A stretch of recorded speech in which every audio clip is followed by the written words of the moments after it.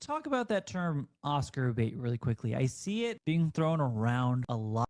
So, in my opinion, all of the things that make an Oscar bait film are decided before filming starts. So, in other words, a script, a film is conceptualized with the idea that this will be a draw for a really big actor who really wants to win an award. Or maybe it's established actors who maybe feel like they've got something to prove in certain dramatic genres, even though they are a big deal already.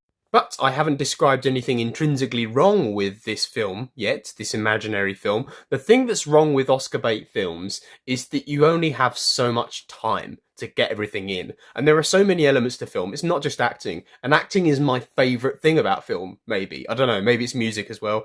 I haven't decided. But the point is, there are so many things. There are visuals, there are other characters, there are side characters, there is a true storyline, something you can follow properly, and there should always be an underlying theme, like basically a second story that's running along the bottom, which you kind of discover throughout the film, and then it swells and it becomes heavier and more blatant towards the end of the film. You know, it's like the message, like in an Aesop's fable or something. And I think when you dedicate 90 minutes or so just staring at this one bloke, just the camera is fixed on him for that amount of time, it means that you just inevitably are making your side characters a little bit less interesting. You're potentially not giving other elements a chance to breathe, like, you know, establishing shots, showing where you are, showing all the countries he's traveling to, because we are just so stuck on this big A-list actor all the time.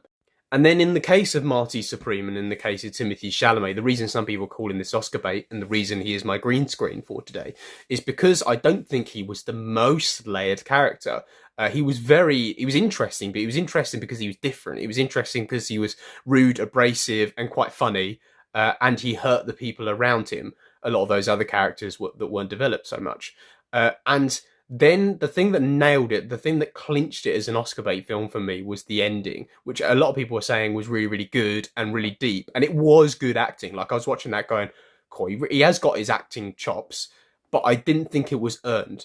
It was supposed to be the moment that you realise that there are more important things in life rather than just obsession. It was a bit of a whiplash ending, perhaps.